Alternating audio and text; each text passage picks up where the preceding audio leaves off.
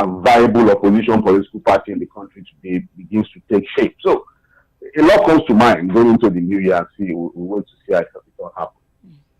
Well, thank you, Fᴜᴜ. Again, congratulations to everyone who made it to this last day of the year 2025. And it does not mean that we are, trying to spite those who unfortunately did not make it through. Our heart goes out to them. There was this, Fᴜᴜ might not know this person, but he's a Twitter influencer, well, an ex-influencer, quite famous among the younger ones. His name is Lazy Writer. That's his moniker on social media. He put out a lengthy post and he took his own life. And everyone was so surprised because this is, if you know the people, Nigerian or is from which country? No, he's Nigerian. He's very young Nigerian content creator. He's called Lazy Writer. And so the shock is that this is an individual who makes all these posts, who posts jokes. He writes very funny pieces, and he was always making people happy, but nobody realized that he was, fighting something. He penned down an emotional message a few days ago and he took his own life, right? So I think that we should also pay attention to the people around us. We should pay attention. Sometimes the happiest person might be the most depressed person. Let's pay attention. Yes. To these signs. Well, Fᴜᴜ, speaking of that, it pains me to open the show on this note, but I think that we need to reference the situation with Anthony Joshua, renowned world boxer. Luckily, his injuries are not severe, at least according to the reports that we've gotten so far. The governor of Lagos State, Sanwo-Olu, and that of Ogun State, Dapo Abiodun, have visited him in the hospital, although his extended family in Ogun State said they've not been able to see him. However, I think the president called his mother and also spoke with him. Sadly, Fᴜᴜ, the video of his two friends that died have been circulating on social media, and it is something that nobody should wake up to see. It was terrible, and I hate that I had to watch that video, Fᴜᴜ. So I don't know, is there any talking points we can draw from this particular situation when it comes to crisis management, especially of this kind of magnitude? Well, I think the first thing to do is to tell Nigerians that when such a thing happens, the first thing that should happen is not for anyone to bring out a phone to want to record and put on social media. Yes, of course, we are in the era where every gadget can record. Eyeglasses are recording, wristwatches can record, phones are everywhere. No matter how cheap the phone is, at least there's a camera attached to each to pick up images and videos. But again, we must understand death that comes with it. We must understand that these people also have loved ones, they have family members, they have friends, and in reality, it is not to begin to share these videos, because you might be surprised that these are not even aware that anything has happened to their loved one. Yes. And so just imagine them getting the news and then having a video of their loved one dying in such a very terrible condition, if you understand what I'm saying. Yes. So I hope that Nigerians will understand that this is not the best thing to do in such a situation, if you understand what I'm saying. So let's keep informing people, let's keep advising people that, look, yes, the urge to want to bring out your phone to record a video will be there, but please understand that, look, we also have loved ones, we have people who are on stage, and I think it's important that we say, just like a generator rope, they've been dragging the governor of Ogun State. And I think people need to understand that, look, this is not about pointing fingers or looking for who to blame. I've seen very infantile, very, what I can call completely useless arguments about the fact that accidents happen all over the world. Yes, we agree. The Jota died in an accident almost instantly, I think with his younger brother. So nobody is saying that, look, accidents don't, as the state is concerned, it is non-existent. We can even look at other parts of the country, but here we are talking about the state because at least it's closer to us here. Sage, at least to a great extent, to some extent, you can give Lagos State some level of kudos when it comes to these things. Before Joshua was evacuated from that place, before he was taken away from that place, he must have taken close to 20-25 minutes, if not more. The question is, where were the emergency response services available? And I want to challenge any government official in Ogun State. Let any government official in Ogun State tell me that they could have taken Anthony Joshua, to any public health facility in Ogun State. Let them point to any health facility in Ogun State that is good enough to take Joshua to. Say, are we not in this country when people are involved in these kinds of accidents? Sometimes they use chloroquine to take away victims from the accident scene. Joshua was taken in a police van. So what are we talking about here? I saw a post from ⴛᴏᴘ-ᴜ, the Commissioner for Information in Lagos. I don't know whether it's true, where it was said that they were sending ambulance from Lagos. That thing happened close to just almost at the interchange in Ogun State. Let's ask ourselves, do we have functional ambulance services at the General Hospital in Ṣàgámù, at the Olabisi Onabanjo University Hospital, that could have been called upon immediately to come to that scene? I saw people from the stretch of Kara, Opik. Let if Pastor Ambrose is listening to me, he should come and confirm this and tell me if there's anything like that. From Opik, just as you are leaving Lagos State, you are going to get to Opik. On the other side, you have the Spartak Estate, Arepo, Magboro, Ibafo, Asheshe, Makuro, Mowe, or Father. Let anybody living in that axis tell me there's a functional standard government hospital provided for that entire stretch. When I say for a proper standard general hospital, and if you look at how many communities I've mentioned, Sage, if you leave that place from Akute, Lambe, Ajuwon, Matogui, Giwa Okiaru, Agbado, Crossing, let anybody come and tell me that the state government has provided a functional, fully functional general hospital that can serve that entire community. Do you know that most of the places around Akute and Ajuwon, when they have an health issue, they go to Lagos State, they go to Ipakoda General Hospital. Me, I don't know the kind of government they have in Ogun State. I don't know. I really don't know if there's anything that exists or happening in that state. And that's a man that just gave out jeeps, SUVs, to local government chairman. We need to move from that story, but as I said, the videos in circulation are rather gory, and it would be heartbreaking if, as the family member of these two individuals, you open social media and the body of your loved one is scattered on the streets with people surrounding it and making videos, turning it into some sort of. I know. If official emergency responders get to the scene on time, they probably cordon off the place, right? Yeah. So that's also why there must be quick response, from officials or emergency responders. So when they come in, they cordon off the place, and then this idea of being able to take these videos would have been stopped. Really, maybe some would have happened, but not at this extent where it was almost like 100 people bringing out their phones to take pictures and videos of the scene, which was. Congratulations to the Super Eagles for their 3-1 win against. I think they played Uganda. Yes, Uganda. Yes, yeah, so 3-1. I think 3 matches, 3 victories, 9 points, solid outing so far. Solid out. So congratulations to the Super Eagles. We're rooting for you. Well done. Well, Fuad, Tinubu insists on January 1st for tax new regime. President Bola Tinubu has insisted that the new tax laws will take effect on the 1st of January 2026 as planned. This was disclosed in a statement that he personally signed on Tuesday and issued by the State House. The Punch reports that President Tinubu on June 26, 2025 signed all the 4 tax reforms into law. The acts comprehensively overhaul the Nigeria tax landscape to drive economic growth. Now, the president has said, and I quote, "The new tax laws, including those that took effect on June 26, 2025, and the remaining acts scheduled to commence on the 1st of January 2026 will continue as planned. These reforms are a once-in-a-generation opportunity to build a fair, competitive, and robust fiscal foundation for our country. The tax laws are not designed to raise taxes, but rather to support a structural reset, drive harmonization, and protect dignity while strengthening the social contract. I urge all the stakeholders to support the implementation, which is now firmly in the delivery stage. Our administration is aware of the public discourse surrounding alleged changes to some provisions of the recently enacted tax law. No substantial issue has been established that warrants a disruption decision of the reform process.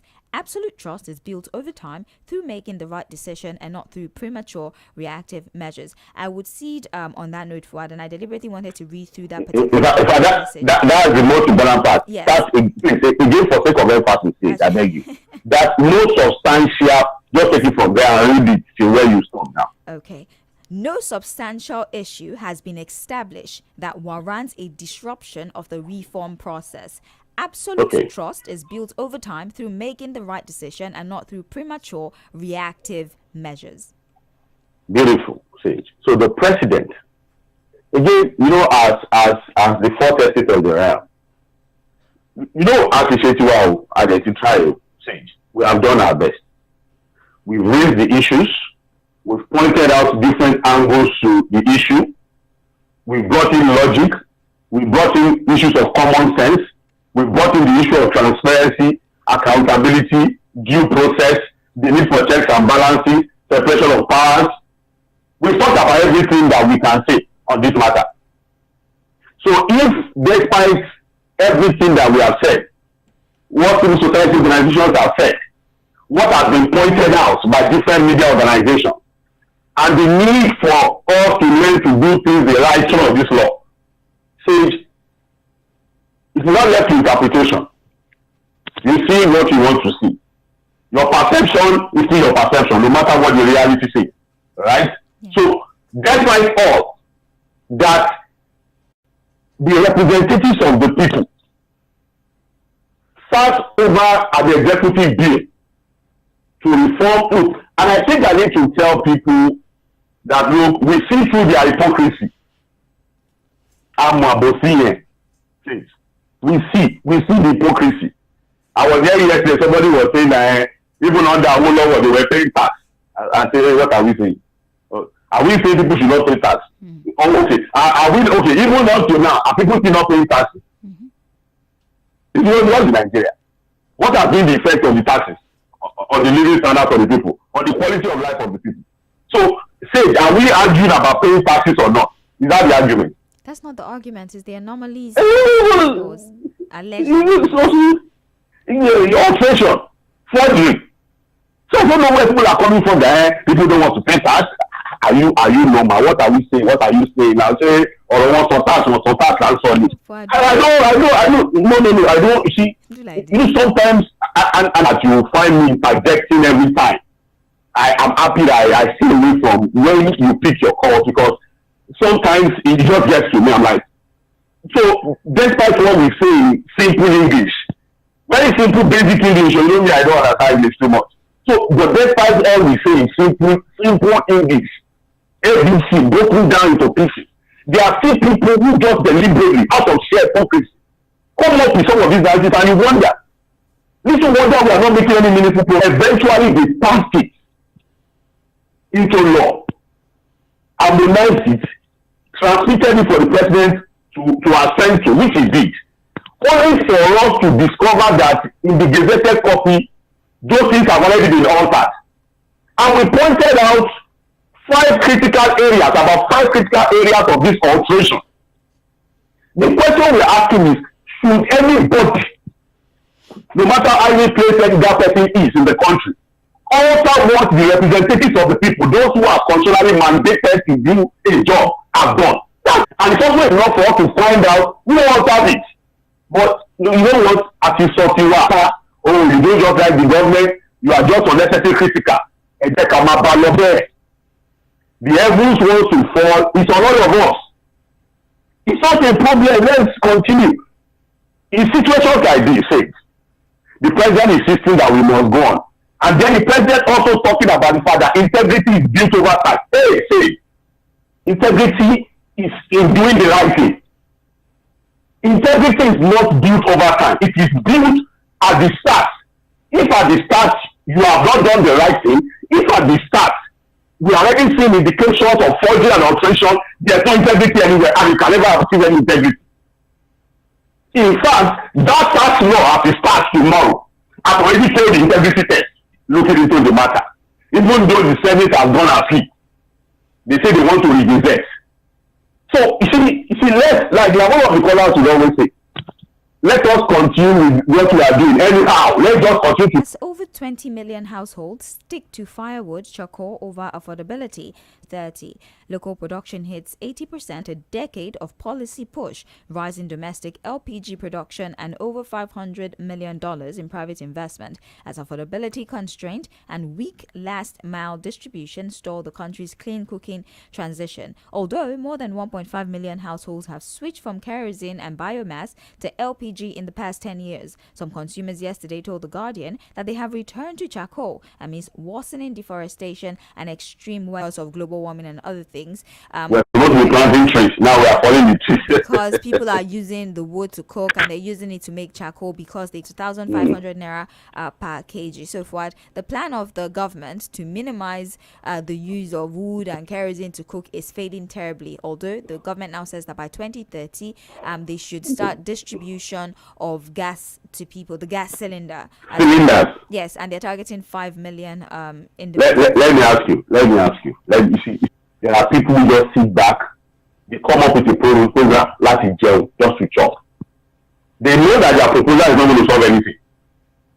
But because there's a problem, so what they do, in connivance with the government, is to draft proposals. We have them. Briefcases and look. Cooking gas has gotten too expensive, and as if you have more than 20 million households in Nigeria who have resulted into using charcoal. Abi? Yes. Okay, this is the problem, Abi. Yeah. Expensive cooking gas. Yes. So you see the problem. Say you are saying what I'm saying. You don't understand what I'm saying. I'm with you. What is the problem that has been identified now in this story? Gas unaffordability. So how does distributing gas cylinders solve the problem? I don't know. Cylinders. I mean, if you need gas, it would ultimately mean that you do have a cylinder, right? But somebody somewhere now, how does it even sound that the government wants to begin to distribute cylinders and they are targeting 5 million cylinders? Yeah. About 2 cylinders. You don't understand what I'm saying? From 2026 and end by 2030. So between 2026 and 2030 for 4 years, they'll be distributing cylinders about 5 million cylinders. Yeah. And that is not a policy that anybody should know now. How does it even make any sense? And how do you evaluate that the cylinders will be distributed? Sage. Let's just move on. Maybe they're targeting those in the rural or peri-urban areas that don't have gas. You know you have started. I'm just saying, I'm just opening the door to other both of us just agree now that it doesn't make any sense. And it's just going to be one of those useless ideas, policies to just steal money, government money. Simple. Don't let us begin to rationalize it again. That we will be targeting people in the peri-urban. I mean, I don't understand what you mean by peri-urban. I know that. Like the trenches now, like the trenches. Yeah, you don't know. You have to them to lie again. The people in the trenches, look, do you know that apart from the fact that people can no longer afford gas, practically in the trenches, a lot of households don't even afford to cook again. They don't even cook again. Thank God for in fact, pushing trucks, having all these buka huts. Sometimes people just eat. They want to get busy. When the money comes, they pay. Thank God for those kinds of women, those small bukas that are helping people in the trenches.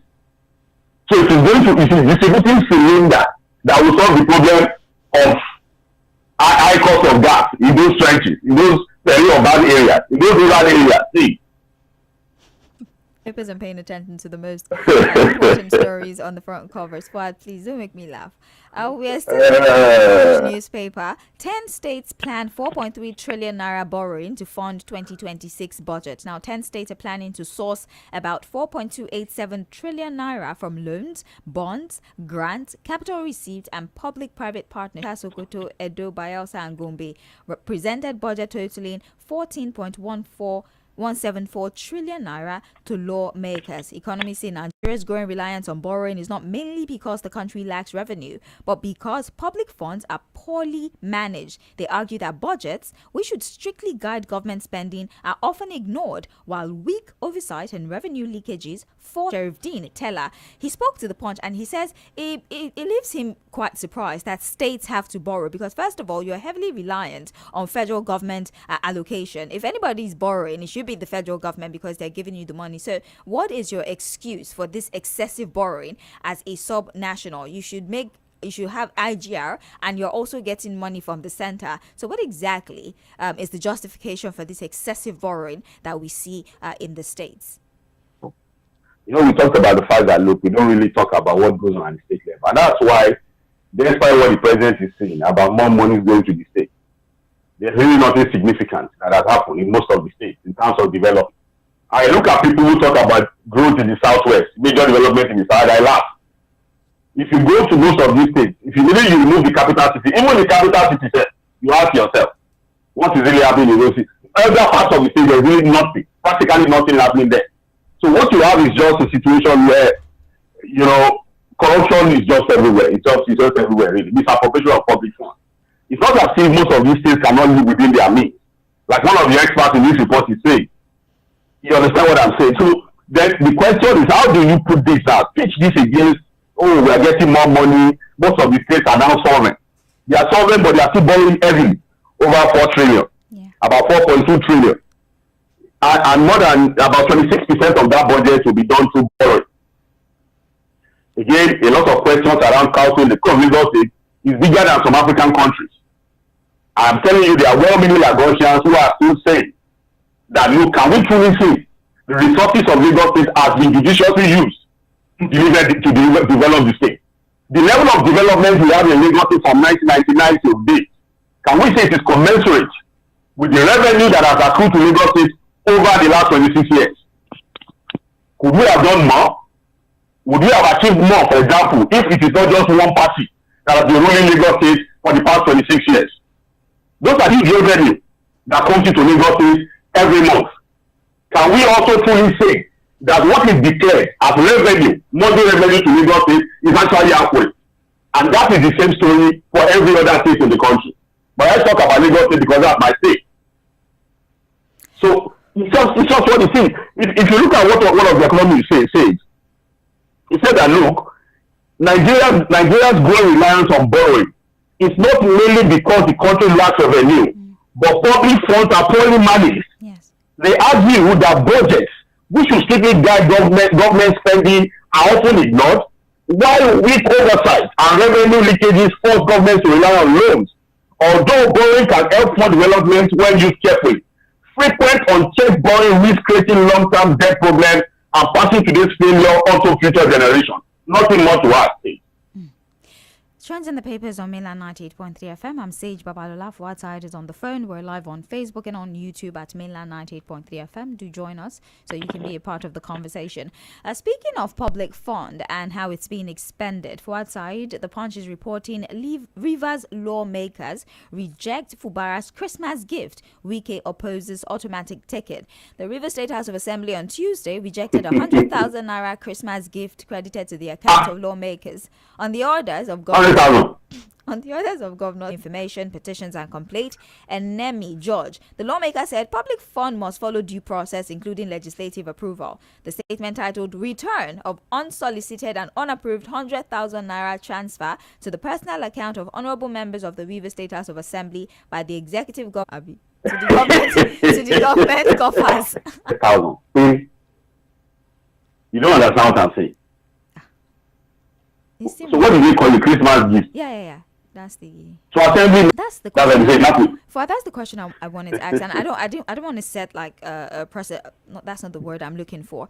Create a narrative, right? It was more than the 100,000. Do you think that was the reaction? So I could be having by maybe 50 million now. Let's say 20 million. Do you think they would have returned it?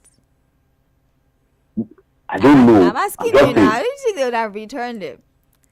Maybe they will have returned it. There are people of good conscience. They like to follow the law. If you insist. 100,000. So that are wicked. If it's true, how would you tell them 100,000? Fuad, is this about the money or the act? Because they are raising a concern that is unlawful, that you should. Fuad, It's my choice to focus on what I want to focus on. Because this was the same assembly that just told Nigeria that there's a 600 billion that the government is throwing around.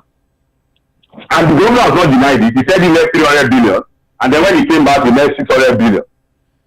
Is he trying to play pranks on them, or maybe he wants to get them agitated and annoyed? You know, there's trouble brewing in Rivers State. Wike has gone back to the state, and he has started moving around. And if you look, you don't need to. There's no need to deceive ourselves.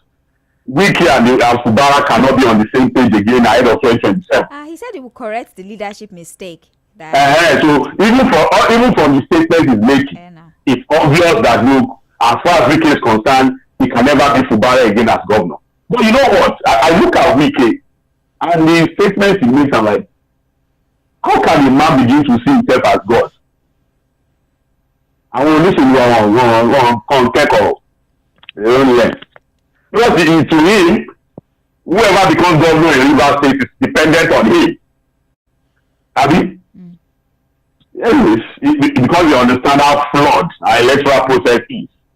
They understand that, look, becoming whatever in our political space now is not dependent on the mandate of the people. You really don't need the people. All you need is to put your own wobbled, corrupt political structure, buy your way through. Of course, because they've weaponized people. You understand? So, and it's a strategy. It works perfectly for them. And as it stands, until something changes in the future, you continue to work. But interesting times ahead, because again, we might begin to see a battle of Fubara and Wike coming up again. Now that Fubara is with the APC and working for the presidency, at the end of the day, we'll have to wait to see where the president will pitch their tent. The presidency will pitch his tent. Will the president at this time now pitch his tent with Fubara or with Wike? It will be interesting to see. To the ADC today in Enugu State. There'd be many questions on what platform would he run? Would he run as a vice? But from his body language, I don't think he wants to be the vice to anybody. I think he wants to be on the ballot, and he's going to be running on the platform of the ADC following defection. Yes, and well, let's just read the rest of the headlines that we have here. We're pressed for time. Malami wife's son to spend New Year in prison for the money laundering. Yes, so that's what the Punch newspaper is. It's okay. There's nothing special. There are people who are already in jail who have gone through the process too. So there's nothing special about him. If he needs to spend even to court over exclusion of governorship candidates, that is in the Guardian newspaper. I think that's actually all the reports. We're able to move through the bulk of the reports that we have. We're happy that Mr. Peter Obi is taking a decision today to join the ADC. Is he going to emerge the presidential candidate or going to be the running mate to Atiku? Time will tell. But interesting times ahead, now we know. Once he defects officially today, he becomes a member, a fully registered member of the ADC. Well, speaking of all the people who regret the mistakes they apparently made in 2023, we have a Dave Umahi who's also saying that we would not make the mistake of 2023, that the Southeast will vote heavily for President Tinubu come 2027. And they're also going to support the governor, Francis Nwifuru of Ebonyi State, in the 2027 general elections. So Dave Umahi is saying, if you look at the state, I'm sure he does not even know that he's insulting. This thing will not happen again in 2027. So what he's saying basically that entire region in 2023 did not vote with their head. They voted on sentiment. More like passing insults to his own people. So he's the only one that is wise now that will now help the entire region to correct their mistakes. Let them continue. Deep sigh. Well, he says you're not going to vote on sentiment. We'll support President Tinubu massively. So he's telling his own people that the entire region voted on sentiment. Is that what he's telling them? Perhaps not. Thank you for your analysis and your deduction. We're going to take a break so we can have commercials. We'll be back at 8:40 for Mainland Focus. This is where we take your contributions on the matters that have been discussed. I'm Sage Babalola. Please stay with us.